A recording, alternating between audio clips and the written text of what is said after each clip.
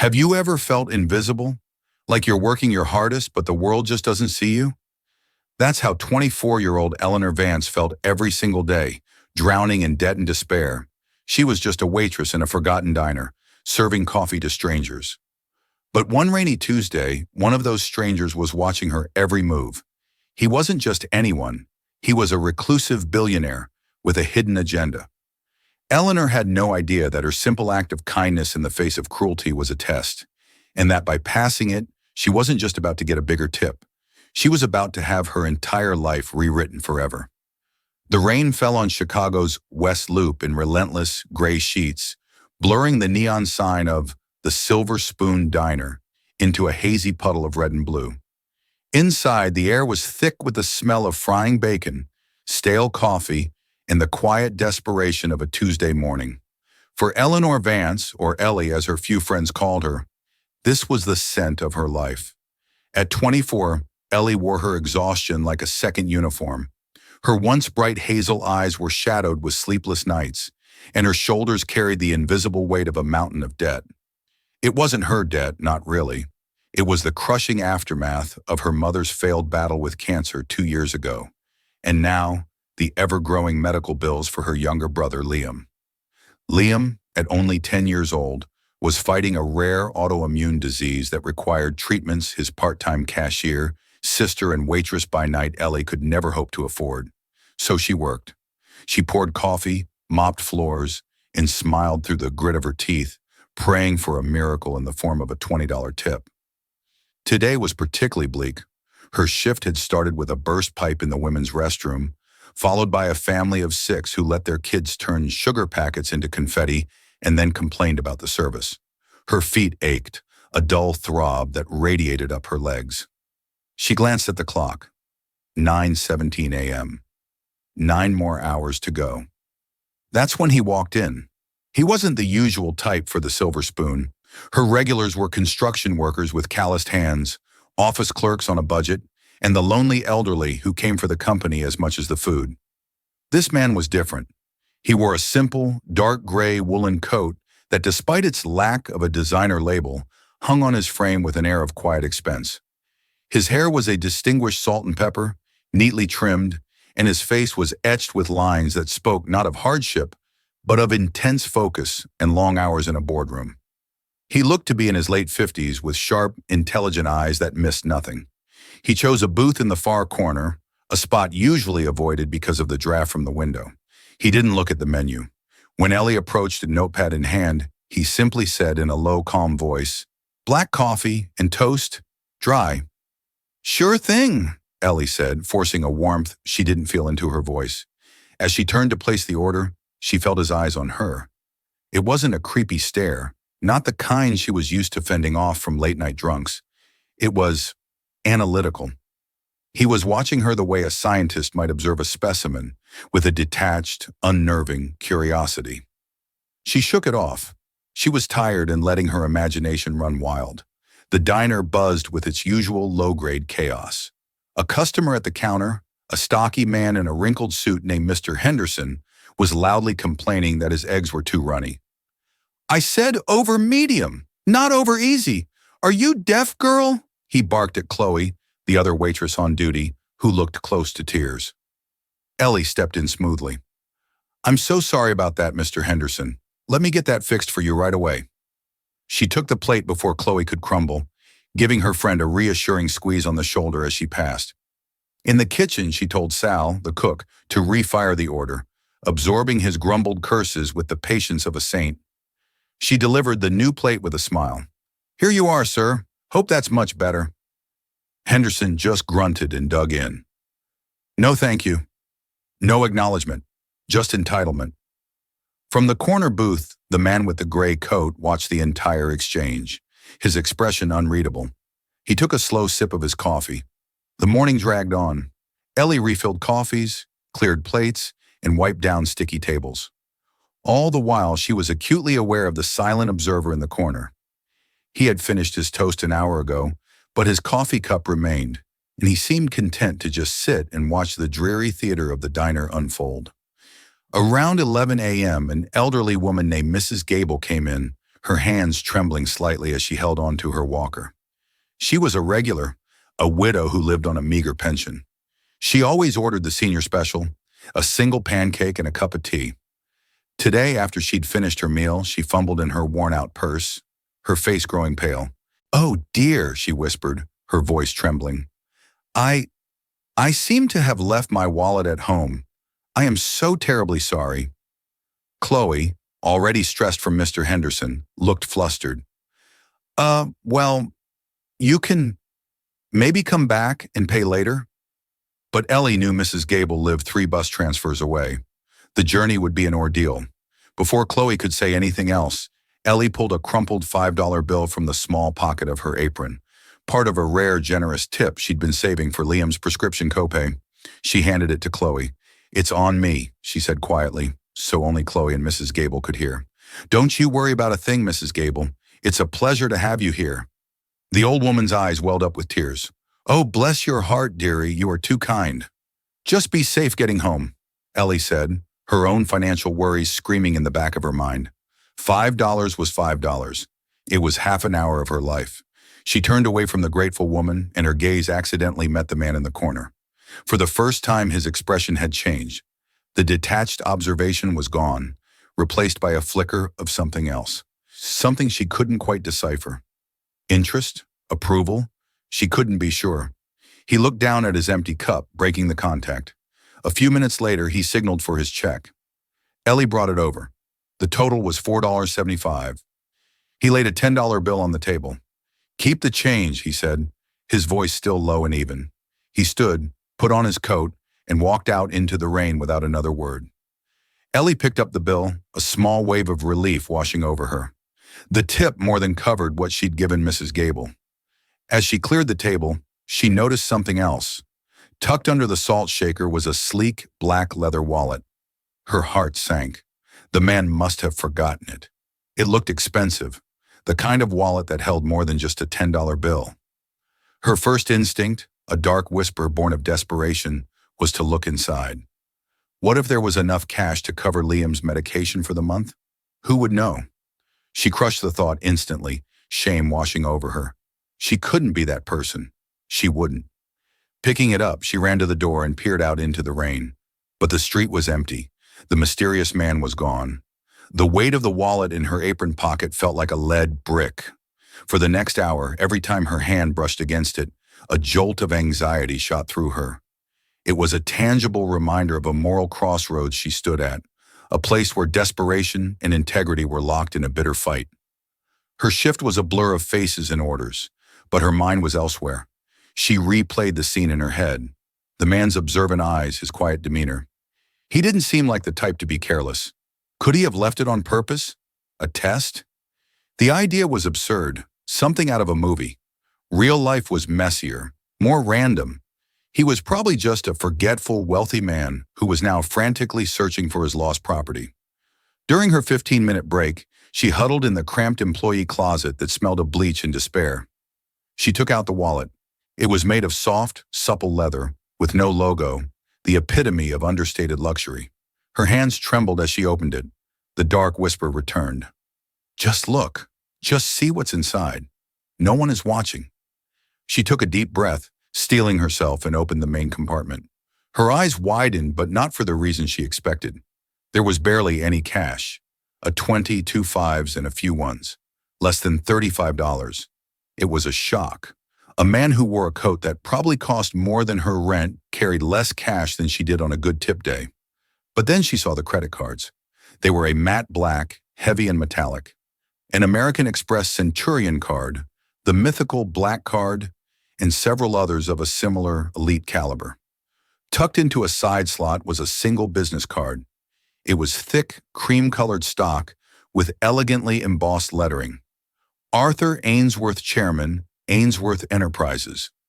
Beneath the name was a phone number and an address on Wacker Drive in the heart of Chicago's financial district.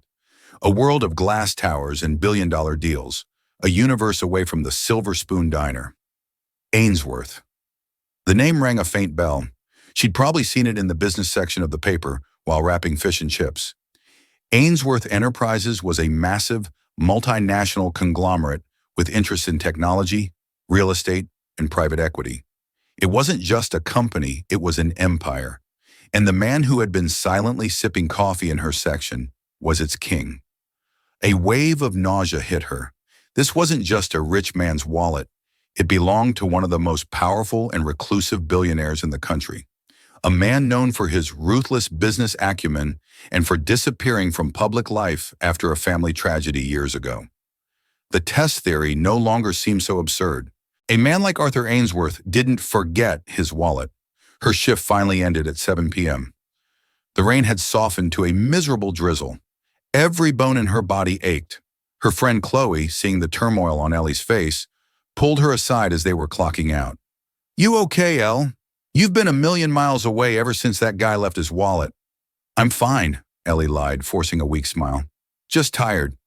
Did you know?" "Look inside?" Chloe asked, her voice a conspiratorial whisper. Ellie's silence was answer enough. "So? Was it loaded?"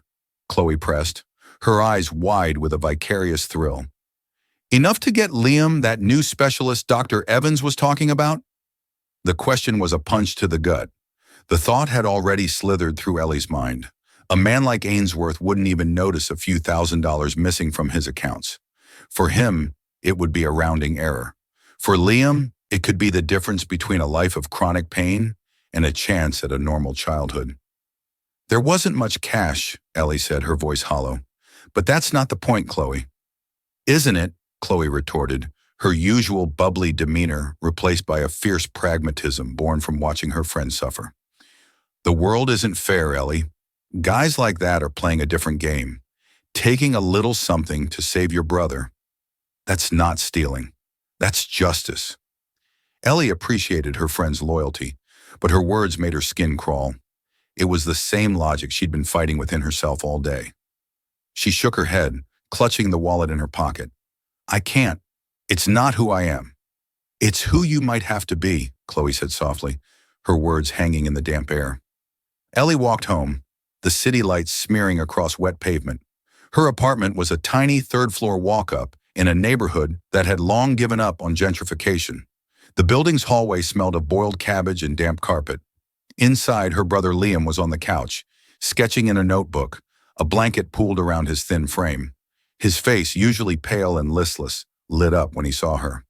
"Ellie, you're home!" "Hey, buddy," she said, her exhaustion melting away as she knelt beside him. "How was your day? Did Mrs. Peterson come by?" "Yeah, we did homework. And look!" He held up his sketchbook.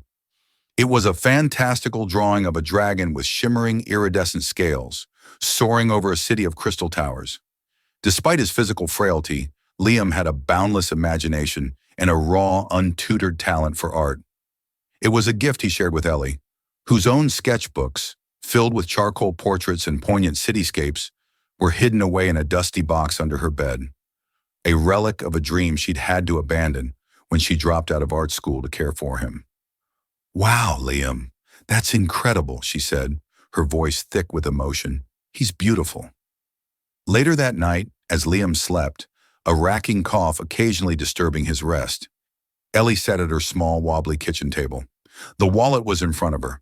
Beside it was a pile of bills, an eviction notice, a final demand from the pharmacy, a letter from the hospital outlining the costs of a new experimental treatment. The total was a staggering, impossible number. She picked up the business card. Arthur Ainsworth. She could just mail the wallet. It would be easy, anonymous. Or she could do what Chloe suggested. She could use one of the cards online, just once. Buy the medicine, pay the rent. He was so wealthy he had insurance and fraud protection. He would get it all back. It would be a temporary, victimless crime. She stared at Liam's drawing, taped to the refrigerator. The dragon, so full of freedom and power. It was everything her brother wasn't, everything she wanted him to be. With a surge of resolve, she stood up. She wasn't a thief. Her parents hadn't raised her that way. No matter how broken the world was, she wouldn't let it break her. She would return the wallet, in person. She would walk into that glass tower and hand it back to the man who owned it. It was the right thing to do. And right now, doing the right thing was the only currency she had left.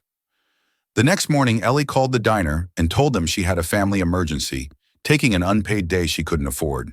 She put on her one good outfit, a pair of black slacks that were slightly faded at the knees, and a simple white blouse she'd ironed twice to get the stubborn wrinkles out. She looked in the mirror and saw a tired waitress trying to play dress-up.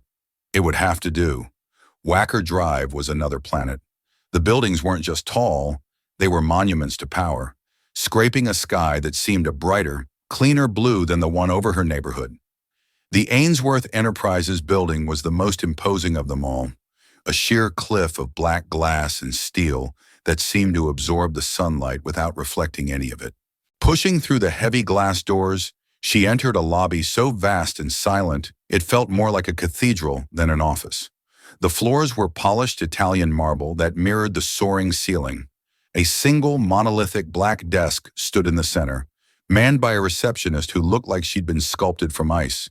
Ellie's worn-out flats squeaked softly on the marble, an embarrassingly loud sound in the cavernous silence. She approached the desk, her heart thumping against her ribs. "Excuse me," she began, her voice barely a whisper. "I'm here to see Mr. Ainsworth." The receptionist, whose nameplate read Cynthia, looked up from her computer. Her eyes, a cold, dismissive blue, scanned Ellie from head to toe, taking in the cheap blouse and the nervous way she clutched her worn handbag. The judgment was instantaneous and absolute. "Do you have an appointment?" Cynthia asked, her tone dripping with condescension. "No, I don't, but it's important. I found something that belongs to him." Ellie held up the black leather wallet. Cynthia's expression didn't soften. "Mr. Ainsworth does not take unscheduled appointments. You can leave the item with me. I will see that it gets to his executive assistant." Ellie hesitated. She had come all this way. She felt a strange, stubborn need to deliver it to him personally, to close the loop on this bizarre chapter. "I'd really prefer to give it to him myself. I'm sure he'll want to see me." A thin, cruel smile touched Cynthia's lips. "I'm sure he won't. Now, if you'll leave the wallet, I have work to do." Frustration and humiliation warred within Ellie.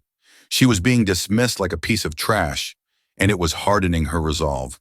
"Could you at least call his assistant and tell them that Eleanor Vance from the Silver Spoon Diner is here to return his wallet?" Cynthia sighed, a dramatic put-upon sound. "Fine." She tapped a few keys, then spoke into her headset, her voice syrupy sweet. "Veronica, my apologies for the interruption. There's a woman here in the lobby, an Eleanor Vance. She claims to have Mr. Ainsworth's wallet." She paused, listening. "Yes, from a diner." "I know, very well." She looked back at Ellie, her face a mask of smug satisfaction. "Ms. Sterling, Mr. Ainsworth's executive assistant, is extremely busy. She will be down to collect the item when she has a moment. You can wait over there." She gestured vaguely towards a set of hard, uncomfortable-looking leather chairs. Ellie retreated to the waiting area, feeling the weight of every condescending stare from the impeccably dressed people striding through the lobby. 20 minutes crawled by, then 30. She was being deliberately ignored, left to stew in her own insignificance. Just as she was about to give up and leave the wallet at the desk, a woman with sharp features and a perfectly tailored gray suit clicked across the marble floor towards her. "Eleanor Vance?" the woman asked, her voice as crisp and starched as her suit. This had to be Veronica Sterling. "Yes, that's me," Ellie said, standing up. "You have something for Mr. Ainsworth?" Veronica held out a perfectly manicured hand, not even making eye contact. The gesture was clear. "Hand it over and be gone." But Ellie held on to the wallet. "I want to give it to him." Veronica finally looked at her, her eyes scanning Ellie with the same dismissive air as the receptionist. "That's not possible. Mr. Ainsworth is in a board meeting that will last the rest of the day. Now the wallet, please." An argument was brewing on Ellie's tongue when a deep, familiar voice cut through the tension. "That won't be necessary, Veronica." Both women turned. Stepping out of a private, unmarked elevator was Arthur Ainsworth himself. He was dressed not in a suit, but in a simple cashmere sweater and dark trousers. He looked directly at Ellie, and for the first time she saw a hint of a smile in his eyes. "Mr. Ainsworth," Veronica stammered, her composure shattering. I thought you were in the Q3 planning session." "I was," he said, his voice calm, but carrying an undeniable authority that made the air crackle. "I decided it was boring." He turned his full attention to Ellie, ignoring his flustered assistant. Ms. Vance, thank you for coming all this way. You're welcome, Ellie managed, holding out the wallet. You left this at the diner yesterday. He took it from her, his fingers brushing hers for a brief moment. So I did. I was hoping you would find it. Please come with me. He turned and walked back towards the private elevator, expecting her to follow. Veronica's jaw was practically on the floor. Ellie shot her a triumphant, albeit terrified glance, and hurried to catch up. The elevator was silent and swift, ascending without a sound. It opened directly into a sprawling corner office that seemed to occupy half the floor. The walls were glass, offering a breathtaking, panoramic view of the city and Lake Michigan. Space was minimalist and immaculate, furnished with classic Eames chairs and a single massive desk made from a slab of polished walnut. It was a room that screamed power, yet felt deeply personal. Please have a seat, Arthur said, gesturing to one of the chairs facing his desk. He walked over to a small hidden bar and poured 2 glasses of water. I want to apologize for the reception you received downstairs, he said, handing her a glass. Sometimes our security protocols can be overzealous. It's fine, Ellie said, though it wasn't. He sat down opposite her, placing the wallet on the desk between them. I left it on purpose, you know. Ellie's heart skipped a beat. You did? Yes, he confirmed. I've been looking for something, for someone. I've grown weary of the people who surround me. They tell me what they think I want to hear. They agree with everything I say. They want something from me. I wanted to find someone genuine, someone with character. He leaned forward slightly. I've been visiting diners, coffee shops, bus stations for weeks, just watching. And yesterday at the Silver Spoon, I saw you. I saw you handle that obnoxious man, Mr. Henderson, with grace. I saw you comfort your coworker. And then, I saw you pay for Mrs. Gable's meal with what was probably your own grocery money. Ellie blushed, stunned that he had noticed all of that. That was an act of pure, unrewarded kindness, he continued. But kindness can be fleeting. Integrity is harder to find. So, I left the wallet, a test if you will. There was enough cash to be a small temptation, and credit cards that represented a much larger one. You could have taken it, you could have used it, you could have mailed it back anonymously, but you didn't. You took time off from a job you clearly need, spent money on a bus fare you probably can't spare, and came to a place that is designed to intimidate people like you, all to do the right thing. He paused, his gaze intense. That is what I was looking for. Ellie didn't know what to say. She felt exposed, as if he had peeled back all her layers and looked directly into her soul. I have a proposition for you, Ms. Vance, he said, his tone shifting from observational to direct. I want you to come and work for me. Ellie stared at him, bewildered. Work for you? Doing what? I'm a waitress. I need a personal assistant for special projects, he said. It's a new position. The responsibilities will be varied. But what I need most is not a particular skill set. It's a perspective. Your perspective. I need someone with integrity, with empathy, someone who remembers what it's like to worry about a $5 bill. He named a salary. The number was so large, so astronomical, that for a moment Ellie thought she had misheard him. It was more than she made in 10 years at the diner. It was enough to pay for all of Liam's treatments, to get them out of their miserable apartment, to fix everything. It was too good to be true. There had to be a catch. Why? She asked, her voice trembling slightly. Why me? Arthur Ainsworth leaned back in his chair, his eyes looking out at the city below. Because I'm starting a new venture, something very important to me. And I've learned that when you're building something that matters, you don't start with bricks and mortar. You start by finding a cornerstone, someone solid, someone true. I believe you are that person, Eleanor. The offer hung in the air, shimmering with possibility. It was a lifeline, a winning lottery ticket, a miracle, but it was also terrifying. Could she, Ellie Vance, the tired waitress from the Silver Spoon, really exist in this world of glass and steel? Accepting Arthur Ainsworth's offer felt like stepping off a cliff in the dark, hoping a net would appear. The very next Monday, Ellie found herself standing once again in the intimidating lobby of Ainsworth Enterprises. This time, however, she didn't have to speak to Cynthia. Mr. Ainsworth had arranged for a security pass to be waiting for her. As she swiped the card and the gate clicked open, she saw Veronica Sterling standing by the elevator bank, her expression a perfect mask of professional courtesy that did nothing to hide the simmering resentment in her eyes. "Good morning, Eleanor," Veronica said, her voice sharp and precise. "Mr. Ainsworth asked me to show you to your office and get you started with the onboarding process." "Thank you," Ellie replied, trying to sound more confident than she felt. The ride up in the main elevator was thick with an uncomfortable silence. Veronica finally broke it. "I'll be frank. I don't understand Mr. Ainsworth's decision. My department spent 3 months vetting candidates for this position, all with MBAs from Harvard and Wharton, and he chose you." She said the last word with a delicate distaste, as if describing something she'd found on the bottom of her shoe. "He said he needed a different perspective," Ellie offered weakly. "Indeed," Veronica sniffed. "Well, your office is here on the 48th floor, adjacent to the executive suite." The office wasn't just an office. It was larger than Ellie's entire apartment. It had one of the same floor-to-ceiling windows as Mr. Ainsworth's office, with a view that made her stomach swoop. A sleek, minimalist desk was equipped with a brand-new iMac, a multi-line phone system, and a stack of files. "Your primary responsibility for now is to familiarize yourself with these," Veronica said, tapping a perfectly lacquered fingernail on the files.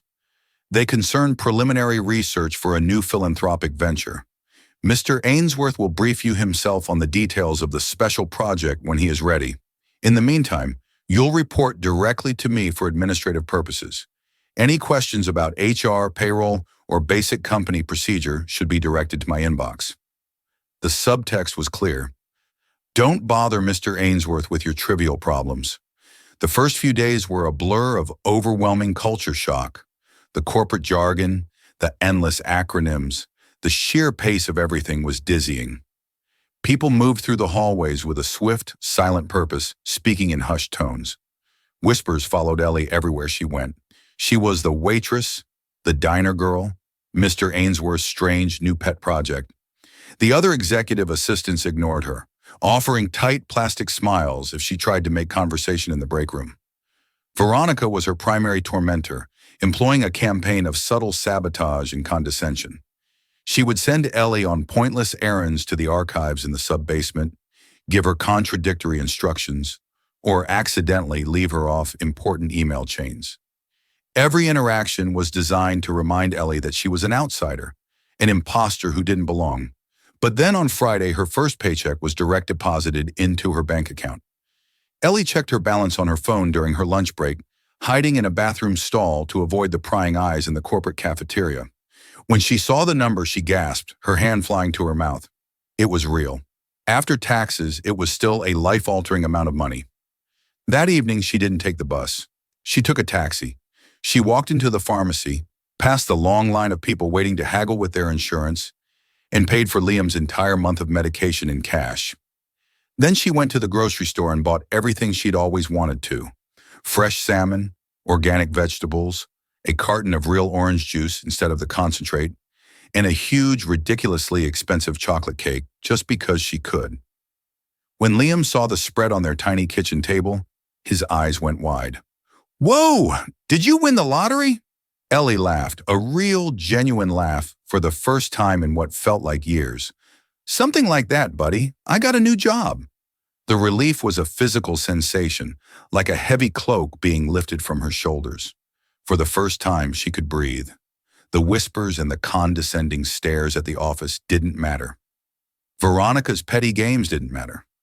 All that mattered was Liam's smile as he devoured a piece of cake, a smudge of chocolate on his cheek. This was why she was doing it. This made it all worth it. The following week, Mr. Ainsworth called her into his office. "How are you settling in, Eleanor?" he asked, his expression kind. "It's a lot to take in," she admitted. "Veronica has been showing me the ropes." She chose her words carefully, not wanting to sound like a complainer. A knowing look passed over Arthur's face. Veronica is exceptionally efficient, but her methods can be rigid. Don't pay her any mind. I brought you here for your instincts, not your ability to file paperwork.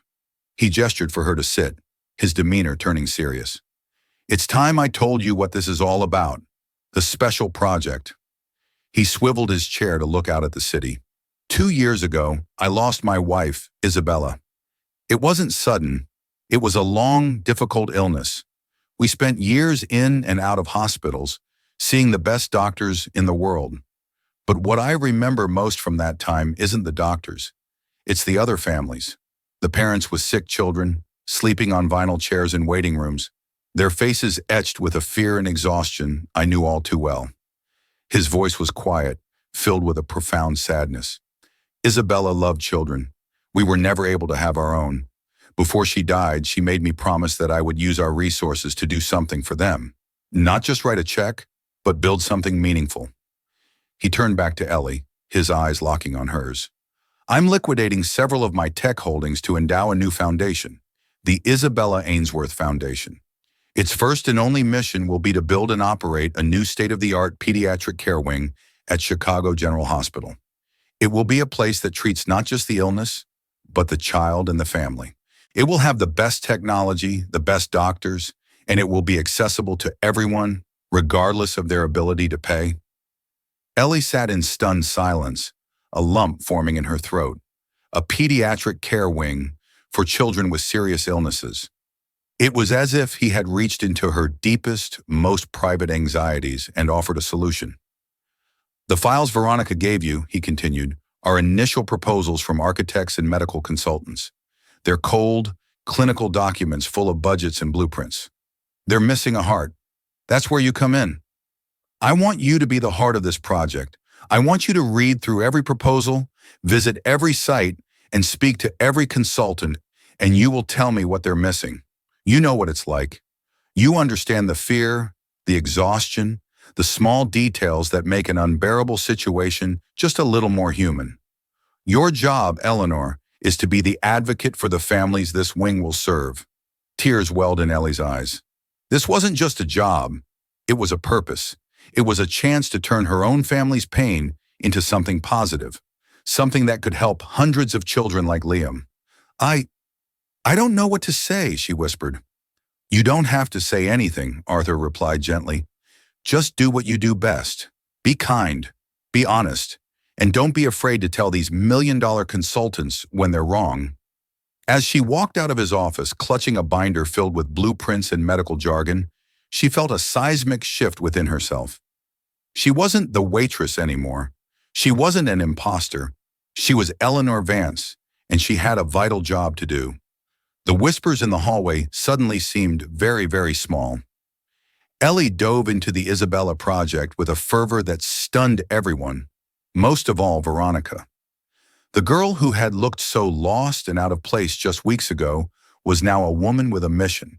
She spent her days poring over architectural plans, her nights researching pediatric care philosophies, and her weekends talking to nurses, social workers, and, most importantly, families with sick children.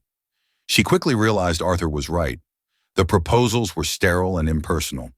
One high-profile architectural firm had designed a waiting room that was a sleek, modernist marvel of concrete and glass. It had won design awards in theory, but Ellie knew instantly it was wrong. She scheduled a meeting with the lead architect, a man named Julian Croft, who arrived with an air of untouchable creative genius. They were joined by Arthur and Veronica in the main boardroom. Mr. Croft, Ellie began, her voice steady despite her nervousness, your design is beautiful, but it's also cold. The chairs are hard, the lighting is harsh, and there's nowhere for a frightened child to hide or a parent to collapse in private for a moment. Croft looked at her with thinly veiled disdain. It's a minimalist aesthetic, designed to promote a sense of calm and order. It's designed by someone who has never spent 12 straight hours in a hospital waiting room, Ellie countered, her voice gaining strength. These families don't need a museum. They need comfort. They need soft chairs, warm lighting, private nooks. They need a play area that isn't an afterthought in a corner. They need charging stations for their phones, a coffee machine that works, and maybe a small library. They need a space that feels less like a clinic and more like a refuge. Veronica shot her a look that screamed, "How dare you?" But Arthur remained silent, watching the exchange intently. "My design is based on decades of architectural principles," Croft said haughtily. "And my feedback is based on years of lived experience," Ellie replied firmly. "Ask any parent in the cancer ward if they'd rather have polished concrete or a comfortable sofa to sleep on." The room was silent for a long moment. Then Arthur spoke. "She's right, Julian. Redo it. I want you to work directly with Ms. Vance on a new concept. Her vision is now your vision." The look of pure shock on Julian Croft's face and the flash of fury on Veronica's was a small, satisfying victory for Ellie. It was the moment she realized her voice mattered here. Her influence grew. She vetoed a proposal for a centralized nursing station because it was too far from the patient's rooms, advocating for smaller, more intimate hubs. She insisted on rooms with large windows and comfortable sleeper sofas for parents. She even designed a bravery bead program she'd read about, where children would receive a unique bead for every procedure they endured, a tangible way to honor their courage. Arthur was delighted. He began to treat her less like an employee and more like a confidant. He would call her into his office to talk, not just about the project, but about life. He told her stories about Isabella, her laugh, her passion for gardening, her unwavering optimism. He listened intently as Ellie spoke about Liam, about her deferred dreams of being an artist. One afternoon, he saw her doodling on a notepad during a meeting, a quick, expressive sketch of a child looking out a hospital window. "You're very talented," he said quietly after the meeting had concluded. Ellie blushed. "I used to draw, a long time ago." "You should start again," he said. "A gift like that shouldn't be wasted." Their growing bond was not lost on Veronica Sterling. To her, Ellie wasn't just an unqualified upstart. She was a threat. She was usurping Veronica's position as Arthur's most trusted advisor, a role she had spent a decade meticulously cultivating. The fact that Arthur seemed to genuinely respect and admire this waitress was an insult she could not tolerate. Her jealousy festered, curdling into a dark resolve. She had to get rid of Eleanor Vance, and she knew just how to do it. The plan began subtly. A crucial file would go missing from Ellie's desk, only to reappear after a deadline had passed. An important meeting would be accidentally scheduled at the same time as a mandatory HR training Ellie had to attend. They were small inconveniences, designed to make Ellie look incompetent and disorganized. Ellie, however, was used to juggling a dozen things at once. She started making her own copies of important documents and double-checking every calendar invite. She was frustratingly resilient. Veronica realized she would need to do something more drastic, something undeniable that would shatter Arthur's faith in his protege. The opportunity came in the form of a major donation. A tech billionaire, an old rival of Arthur's, Marcus Thorne, had pledged $5 million to the Isabella project. The negotiations were delicate and strictly confidential. A leak to the press could jeopardize the deal and cause a major PR nightmare for both companies. Only 4 people had access to the details: Arthur, his chief financial officer, Veronica, and now Ellie. Veronica saw her opening. It was a high-risk, high-reward gambit. She would frame Ellie for leaking the deal, a betrayal so profound that Arthur would have no choice but to fire her in disgrace. She spent a week carefully laying her trap. She created a fake email account, something close enough to a journalist's name to be plausible. Then late one night when the office was empty, she used her master IT privileges, a perk of her senior position, to access the server logs. It took hours, but she managed to spoof an email, making it look as though it had been sent from Ellie's computer to the fake journalist's address. The email contained the sensitive details of Marcus Thorne's donation. To complete the illusion, she needed a motive. Greed was always the most believable. Using the same sophisticated methods, she initiated a wire transfer from a subsidiary foundation account, one with less oversight, to an offshore account. The amount was small but significant, $50,000. She then created a false digital paper trail that seemed to link the transaction to Ellie's workstation IP address. The trap was set. All she had to do was wait for the story to break and then lead Arthur to the devastating evidence she had manufactured. She pictured Ellie's face, the confusion turning to panic and then despair as she was escorted from the building by security. The thought brought a cold, triumphant smile to Veronica's face. The waitress was about to learn a brutal lesson. In this world, you don't get a seat at the table just by being nice. You have to take it. And Veronica was about to take hers back. The news broke on a Wednesday morning. It wasn't a major headline, just a short but damaging piece in a widely read financial blog. Ainsworth and Thorne in secret philanthropic alliance. Sources confirm Thorne's multi-million-dollar buy-in to Ainsworth's pet project, a move that has stunned industry insiders. The fallout was immediate. Arthur's phone began ringing off the hook. Marcus Thorne called, furious about the leak and threatening to pull his donation. The carefully managed announcement was ruined, replaced by speculation and corporate gossip. Arthur was calm, but it was a cold, dangerous calm that everyone at the firm knew to fear. He called an emergency meeting in his office. Only the 4 people with knowledge of the deal were present: Arthur, his CFO David Chen, Veronica, and Ellie. "One of us in this room leaked the details of the Thorne donation," Arthur said, his voice low and hard as granite. "This was a breach of trust of the highest order. I want to know who it was." Ellie's stomach was in knots. She looked around the room, her eyes meeting Veronica's for a brief second. Veronica's expression was one of grave, feigned concern. "I've already had our internal security team run a preliminary audit," Veronica said, stepping forward and placing a file on Arthur's desk. Her voice was laced with manufactured reluctance. "Arthur, I am so sorry. I didn't want to believe it." Arthur opened the file, his face already grim, darkened as he read. He looked up, his gaze falling directly on Ellie. It was a look she had never seen from him before. Cold, questioning, and deeply disappointed. "Eleanor," he said, his voice devoid of its usual warmth. "This report shows an email sent from your workstation 2 nights ago to a reporter named Kevin Finch. It contained the exact terms of the deal." Ellie's blood ran cold. "What? That's impossible. I would never. I didn't do that." "The server logs don't lie," Veronica said softly, twisting the knife. "We traced the IP address. It came from your terminal, time-stamped at 10:47 p.m. "I wasn't even here," Ellie protested, her mind racing. "I left at 7. I was at home with my brother." "Can anyone verify that?" Arthur asked, his voice flat. "My brother, he's 10 years old," she stammered, realizing how weak it sounded.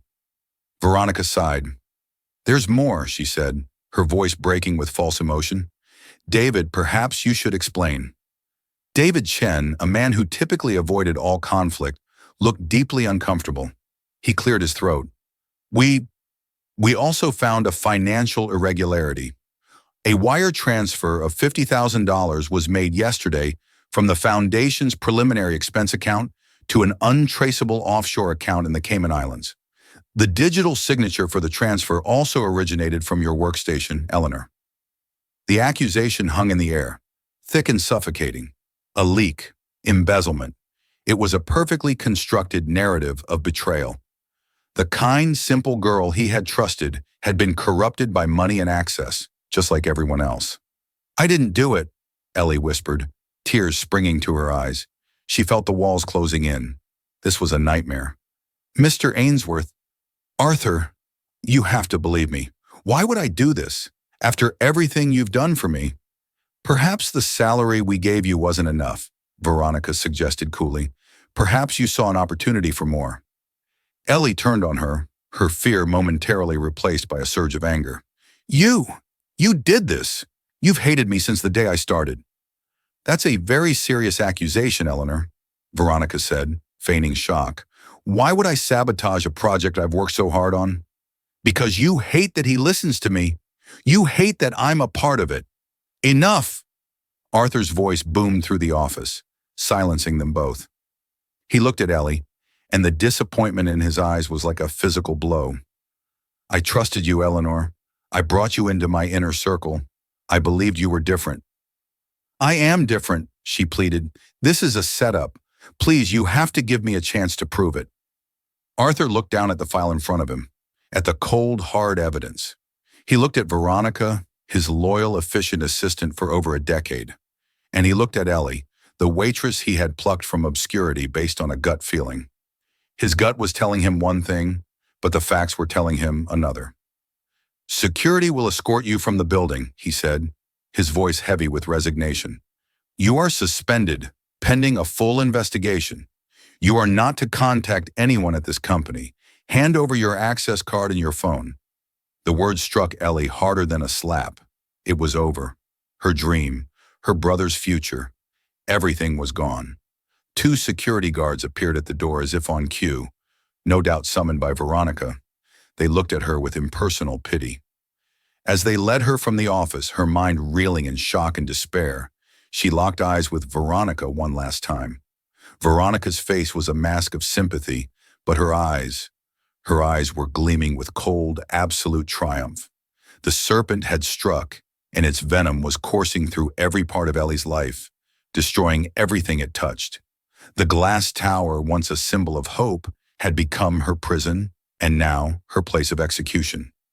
Crushed but not broken, Ellie sat in her silent apartment. Despair was a luxury she couldn't afford. Looking at her sleeping brother, Liam, she felt a fire ignite through her fear. She wouldn't let Veronica destroy their future.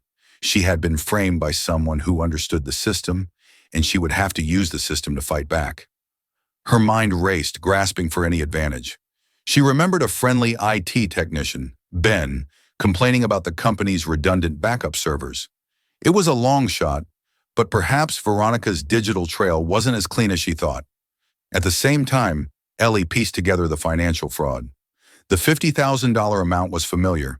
It matched a legitimate vendor payment she had approved. Veronica must have rerouted the funds.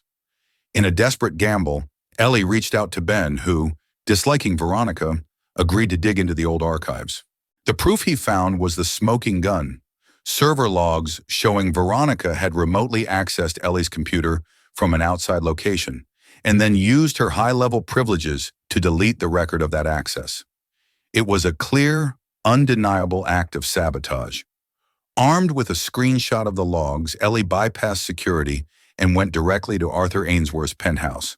She found him in his study, looking out at the city, the weight of his disappointment palpable. Without a word, she laid the proof on his desk. As he read it, his weary expression hardened into a cold, diamond-hard rage. He hadn't just been wrong, he had been manipulated, his trust used as a weapon. "I am so sorry, Eleanor," he said, his voice low and heavy with regret. "I should have trusted you." The next morning, Veronica was summoned to his office, where she was met not with praise but with irrefutable evidence of her crimes. She was fired immediately, her corporate reign ending in disgrace. In the quiet aftermath, Arthur made Ellie an offer to become the permanent director of the entire Isabella project. But Ellie, empowered by the ordeal, had rediscovered a different dream.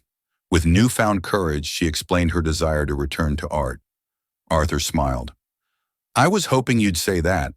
He informed her that the foundation's first act would be to establish the Vance Scholarship for aspiring artists. She would be its first recipient, with her full tuition and expenses covered. He hadn't just given her a job back. He had given her a future she could create herself. Months later, as a healthy Liam played in the new hospital wing, Ellie packed her bags for art school.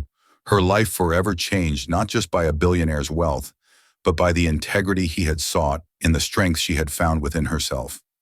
Eleanor's story is a powerful reminder that our true worth isn't measured by our job title or our bank account, but by the integrity we show when no one is watching. It shows that kindness is not a weakness, but a quiet strength that can change the world, one small act at a time. Arthur Ainsworth had all the money in the world, but he knew that true value lies in a person's character. In the end, he didn't just save Ellie from her circumstances. She saved him from his cynicism, reminding him that genuine goodness still exists. If this story touched your heart, please give this video a like and share it with someone who might need a reminder that their actions matter. And don't forget to subscribe to our channel for more incredible true life stories that will inspire and move you. What did you think of Ellie's test? Let us know in the comments below.